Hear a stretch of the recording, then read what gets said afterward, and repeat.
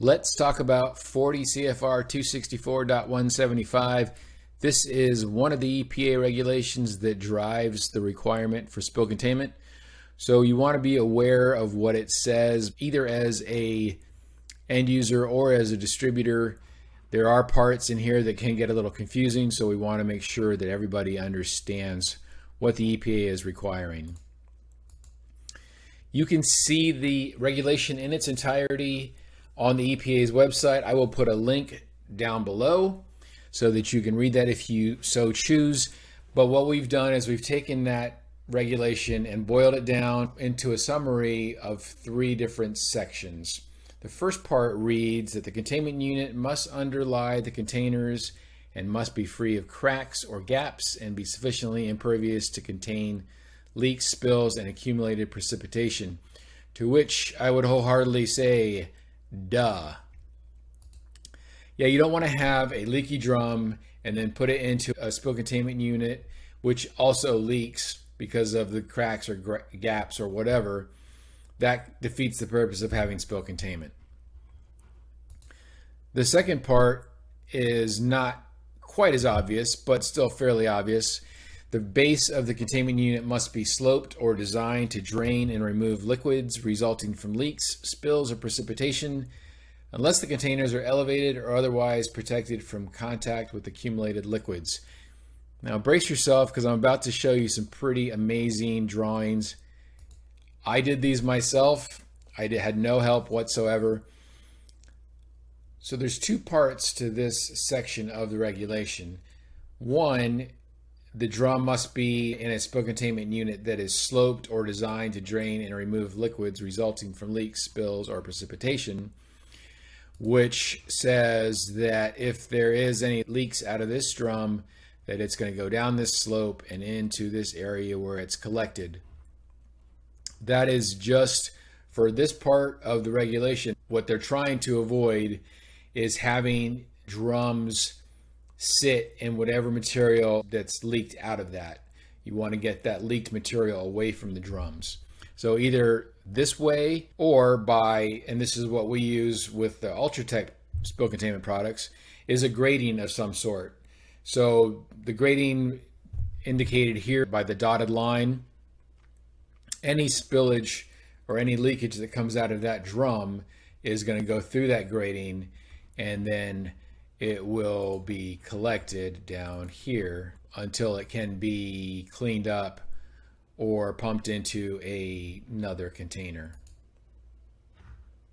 The third part, if there is going to be any confusion in this regulation, this is more than likely where it's going to happen. And it reads, the containment system must have sufficient capacity to contain 10% of the volume of containers or the volume of the largest container, whichever is greater. There's 3 important parts to this. 1, 10%, 2, the largest container, and 3, whichever is greater. I'm going to go through 3 different examples right now that should help to explain this much better. So the first example, you have 2 55-gallon drums. The total volume of both of those drums together is 110 gallons. 10% of that number is 11 gallons. The single largest container is 55 gallons. So as the regulation states, either 10% or the single largest container, whichever of those numbers is greater. So in this case, the 55-gallon number is greater, so that would be the amount of containment that would be required to meet the regulation for these 2 55-gallon drums. Next example, 4 55-gallon drums. Total volume is 220 gallons. 10% of that total is 22 gallons. But again, the single largest container is 55 gallons. So just like in the previous example, even though it's twice as many drums now, you would still be required to have 55 gallons, at least 55 gallons of containment in order to meet the regulation. In the third and last example, we have 11 15-gallon drums. Total volume of those is 165 gallons. 10% of that is 16.5 gallons.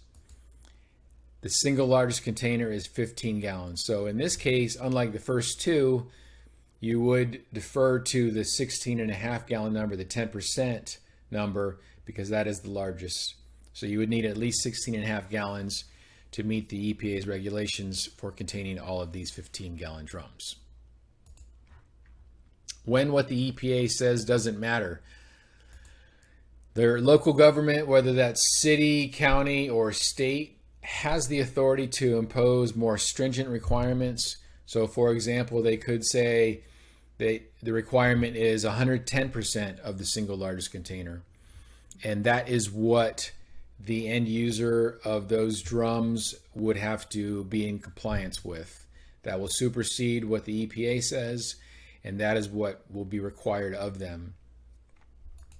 They cannot impose something that is less stringent than the federal requirements, only more stringent. So if the question comes up, will I be in compliance with this spill containment pallet?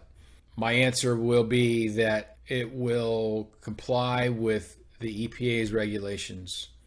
But you, Mr. End User, Mrs. End User, you need to go and do your research, find out if there are any local government requirements that will supersede what the EPA says to make sure that you are in compliance. Parting shots, the last thoughts on this regulations in general and how it applies to UltraTech products. You'll see, if you haven't already, take our drum spill pallets, for example. There is a variety of gallon capacities, of containment capacities with our spill pallets. And that can be either just based on we needed a certain footprint, we needed certain dimensions. We don't just shoot for that 55-gallon requirement. All of them are going to be above 55 gallons. It just depends on those things that I've mentioned as to where that containment capacity falls. What's with 66 gallons? There's a number of spill pallets that we have. The standard spill pallets, the economy spill pallets, and a few others that have that 66-gallon number. And there was a regulation in place called the Uniform Fire Code that actually specified that number 66. So that's why some of our older spill pallets are at 66 gallons, just to meet that regulation. It's no longer around, but that's why we have those pallets with that capacity. Some assumptions that we make. We are assuming that when we say that a spill pallet is compliant with EPA's regulations, we are assuming that they're being used as intended with 55-gallon drums. That is not always the case. Sometimes people put larger drums on them. Sometimes people put IBCs on top of them, in which case, as we've learned, they would likely not be in compliance with the regulations. Why do you need to know this information? Well, as an end user, if you have something like this out in your factory or in your plant, you're not in compliance. This one drum spill containment platform holds 15 gallons. So as we've just learned, that is not going to be enough capacity to meet the requirements. If you're a distributor and you see this in a customer's facility, you can point that out to them, let them know they are not in compliance and they need to move to something larger. Thanks so much for your time. Look for more training videos on our YouTube channel.